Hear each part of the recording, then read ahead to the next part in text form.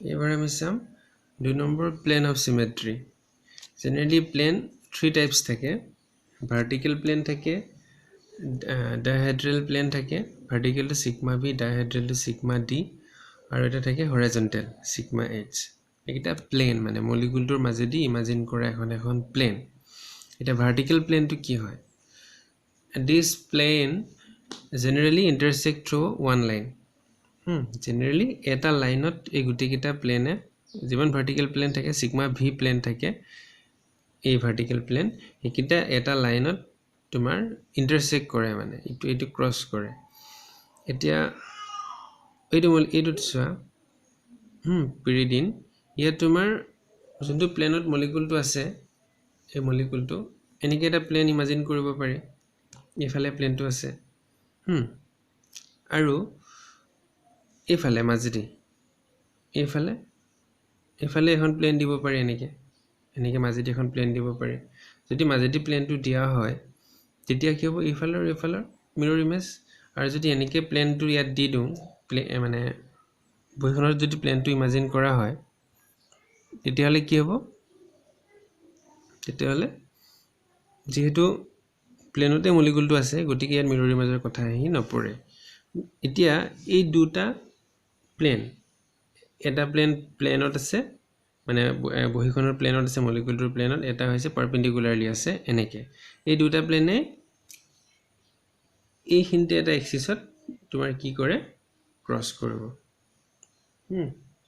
তুমি বুজি পাইছা এনেকে এখন যদি প্লেন থাকে আৰু যদি এনেকে এখন প্লেন দিও মানে বুজি পাছেনে ক্ৰস কি এনেকে থাকিলে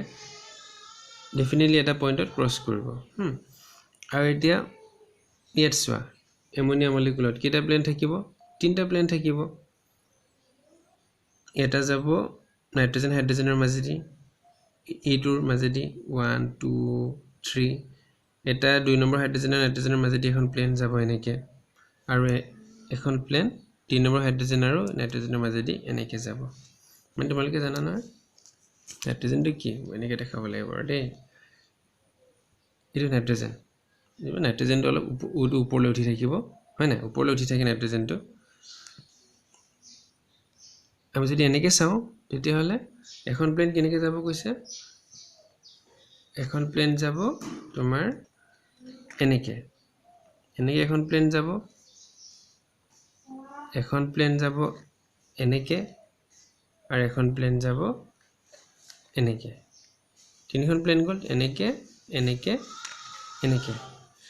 এই তিনটা প্লেন কোড তোমাৰ ইন্টাৰসেক্ট কৰিব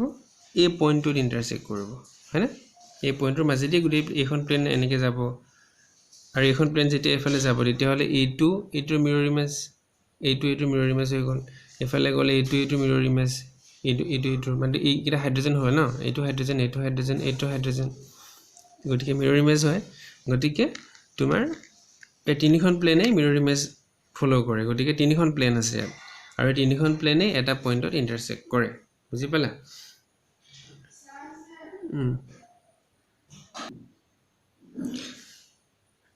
নেক্সট তো হৈছে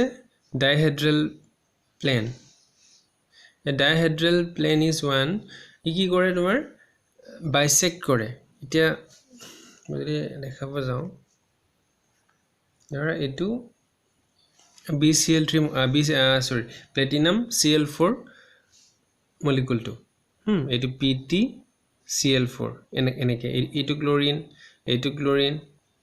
এটোটা উপায়টো নাই আৰু দে এটা বেলেগটো এক্সাম্পল দিব পৰা নাই এটোকে দিছো মই আৰু ইয়াটো ক্লোৰিন আছে ইয়াটো ক্লোৰিন এটো হৈছে প্লাটিনাম ইয়াৰ নিচিনাকে এতিয়া যোনটো সিগমা ভি প্লেন এইকিটা যায় তোমাৰ ইফালে প্লাটিনাম আছে ন এই সিগমা ভি প্লেনটো ইয়াৰ মাজেদি যায় ইয়াৰ মাজেদি এনেকে যায় প্ৰিন্সিপাল এক্সিস টো হল C4 এফালে প্ৰিন্সিপাল এক্সিস আছে C4 এফালে 90 ডিগ্ৰী এফালে 90 ডিগ্ৰী ইয়াত 90 ইয়াত 90 so 360 by 94 so C4 axis to গৈছে তোমাৰ এফালে দি মানে এফালে দি গৈছে আৰু ইয়াৰ পাৰপেন্ডিকুলাৰলি কি আছে C2 আছে সাইডে C2 আছে এফালে এটা C2 গৈছে এনেকে এফালে ঘূৰালে এইটো ইয়ালৈ যাব আৰু এইটো ইয়ালৈ আহিব আৰু এফালে এটা c2 গৈছে এইটো যদি মই ঘূৰাই দিওঁ এতিয়া এইটো ইয়ালৈ আহিলে এইটো ইয়ালৈ গ'ল একেই থাকিলে আৰু যদি ইফালে কৰোঁ তেতিয়াহ'লে এই দুটা ইয়ালৈ গ'ল এই দুটা ইয়ালৈ আহিলে আৰু এনেকৈ যদি কৰোঁ এই দুটা ইয়ালৈ গ'ল আৰু এই দুটা ইয়ালৈ আহিলে সো চাৰিটা c2 আছে এতিয়া আমি চাম ইয়াত ভাৰ্টিকেল প্লেন কোনটো আৰু ডাইহেড্ৰেল প্লেন কোনটো এ লিখা আছে A dihedral plane is one which bisects the angle between two similar consecutive C2 axes. মানে দুটা C2 axisৰ মাজেদি যোনটো যায় সেইটো কোৱা হয় ডাইহেড্ৰেল প্লেন বুলি জেনেৰেলি আৰু দুটা কন্ডিশন আছে এটা কন্ডিশন হেইটো C2 axisৰ মাজেদি যাব লাগিব আৰু দুই নম্বৰ কন্ডিশনটো হৈছে a plane that passes through the least number of atom আটাইতকৈ কম নাম্বাৰ এটমৰ মাজেদি পাৰ হৈ যাব লাগিব এতিয়া চোৱা ইয়াৰ ক্ষেত্ৰত এফালে c2 আছে ইয়াতো c2 আছে ইয়াতো c2 আছে ইয়াতো c2 চাৰিটা c2 আছে এতিয়া আমি চাওঁ সবচে ক'ত কম এটম আছে এফালে কম এটম আছে ইয়াত এফালে গ'লেতো তোমাৰ তিনটা এইটো তিনটা পাব ইয়াতো তিনটা সো এফালে কম মাত্ৰ এটা এটম আছে এফালেও এটা এটম আছে গতিকে এই দুটা c2 এক্সিস এইটো এটা c2 এক্সিস আৰু এইটো এটা c2 এক্সিস ম্যাক্সিমাম এটমৰ মাজেদি পাৰ হৈ গৈছে সেই দুটাৰ মাজেদি যোনটো প্লেন গৈছে এইটো এটা প্লেন মানে এনেকুৱা এখন প্লেন আছে এফালেদি এফালে এটা প্লেন গৈছে এনেকে আৰু এটা প্লেন গৈছে এনেকে এই দুটা প্লেন হৈছে সিগমা ডি প্লেন এক নম্বৰ কাৰণটো হৈছে এই দুটা মাত্ৰ এটা এটমৰ মাজেদি পাৰ হৈ গৈছে আৰু দুই নম্বৰ কাৰণটো হৈছে এই দুটা প্লেনে c2 এক্সিসৰ মাজেদি গৈছে এইখন প্লেন গৈছে এই দুটা c2 এক্সিসৰ মাজেদি আৰু এইখন প্লেনো গৈছে এই দুটা c2 এক্সিসৰ মাজেদি এইকেইটা মই ইয়াত এক্সিসে লিখিছো হা এইকেইটা হৈছে এক্সিস c2 আৰু এইটো এটা c2 আৰু এইটো হৈছে সিগমা ডি এটা সিগমা ডি প্লেন ইয়াৰ ওপৰেদি গৈছে সিগমা ডি প্লেনটো সিগমা ডি প্লেন এখন এফালে যাব আৰু এখন প্লেন সিগমা ডি এনেকৈ c2 এক্সিসটো ওভাৰল্যাপিং কৰে আৰু c2 এক্সিসৰ ওপৰেদি যাব মানে বস্তুটো ওভাৰল্যাপিং কৰি যাব বুজি পালা সো সিগমা ডি মানে হৈছে লেস এটম যত লেস নাম্বাৰ অফ এটম যাব আৰু সিগমা ভি মানে হৈছে মোৰ এটম এতিয়া এই দুটা হৈছে সিগমা এইটো আৰু এইটো হৈছে সিগমা ডি প্লেন আৰু সিগমা ভি টো কোনফালে যাব এতিয়া এইটো c2 এক্সিসৰ মাজেদি যাব এটা এফালে আৰু এটা যাব এইফালে যাব এফালে এটা এইটো যেটো c2 এক্সিস আছে ন এইটো c2 আৰু c4 ক্লোৰিনৰ মাজেদি আৰু প্লেটিনামৰ মাজেদি এফালে এটা সিগমা ভি প্লেন এনেকে আৰু এটা এনেকে ক্লিয়াৰ আৰু এই প্লেন বিলাক ভাৰ্টিকেল আৰু এইবিলাক সদায় জেনাৰেলি প্ৰিন্সিপাল এক্সিসৰ মাজেদি যায় প্ৰিন্সিপাল এক্সিস টু থ্ৰু যায় মানে এই যেটো c4 টু প্ৰিন্সিপাল ইয়াৰ মাজেদি যাব এফালে সিগমা ভি এফালে সিগমা ভি আৰু সিগমা ডি হৈছে এফালে এটা আৰু এটা এফালে ইয়াতে বুজি পাবা ধৰা এফালে এটা সিগমা ডি আৰু এফালে এটা সিগমা ডি আৰু সিগমা ভি টো কোনফালে গৈছে এফালে এটা সিগমা ভি আৰু এফালে এটা সিগমা ভি ভাৰ্টিকেল আৰু ভাৰ্টিকেল প্লেনটো ম্যাক্সিমাম নাম্বাৰ অফ এটমৰ মাজেদি পাৰ হৈ গৈছে আৰু সিগমা ডি টো মিনিমাম নাম্বাৰ অফ এটমৰ মাজেদি পাৰ হৈ গৈছে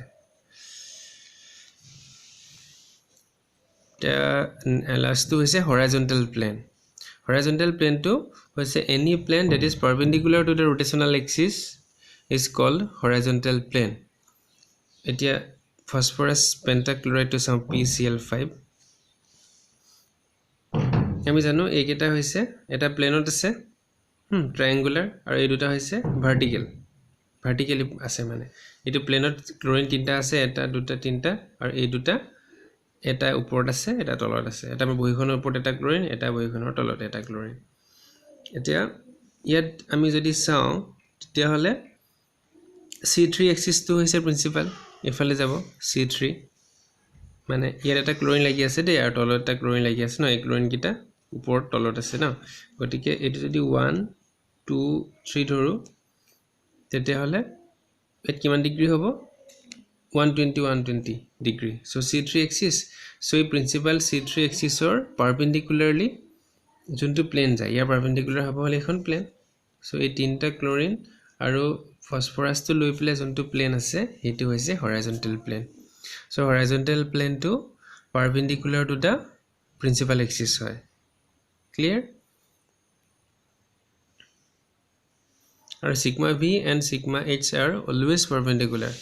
horizontal plane or vertical plane to hodai perpendicular e thake etu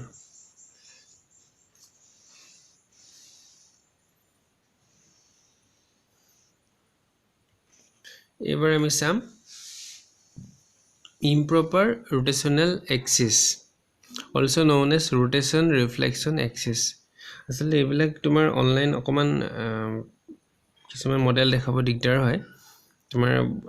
তোমালোকক কাখত থাকিলে পঢ়াবলে ভাল হয় ক্লাছৰুমত বেছি সুবিধা হয় মডেল দেখাই মেলি তেনেকে এই পিছতো আমি টাইম পাম যেতে খুলিব তেতিয়া আৰু ভালকে আমি মানে সিম্পল কি কিছুমান বস্তু মই বুজাই দিমগে আৰু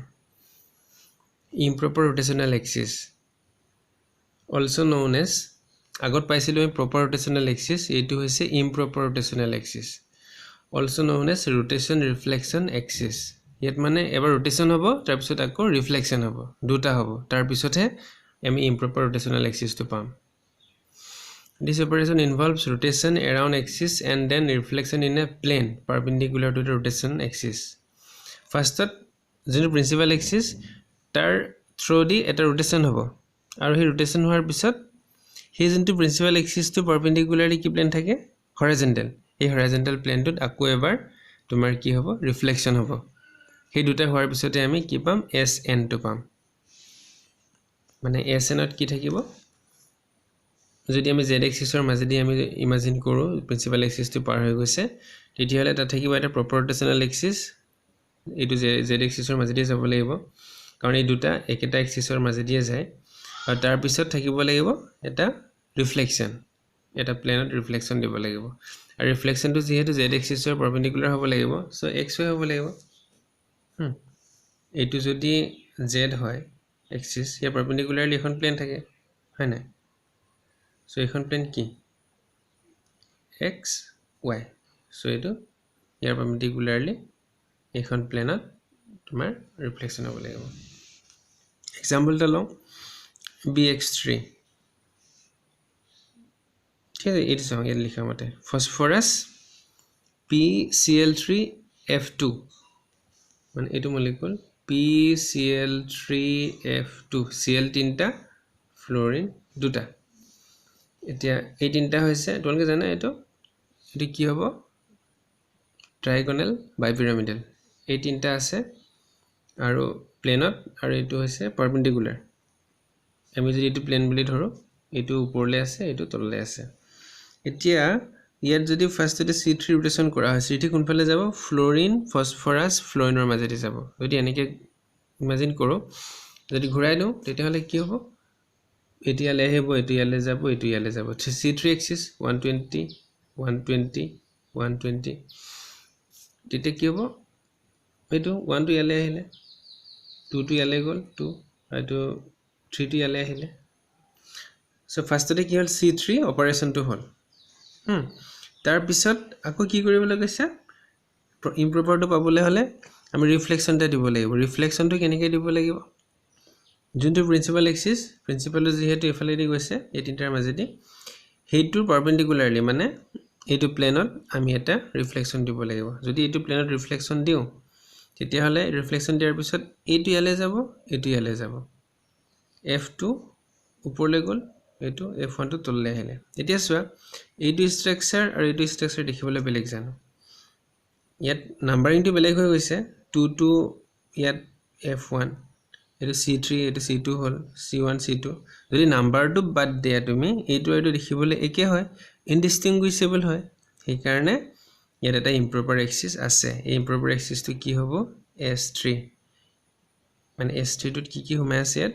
এইটো C3 হোমাই আছে আৰু কি হোমাই আছে সিগমা h বুজি পালা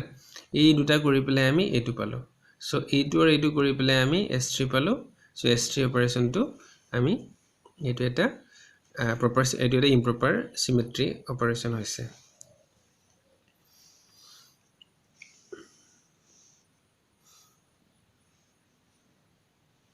কিন্তু এনেকুৱা কিছুমান কণ্ডিশ্যন হয় কেতিয়াবা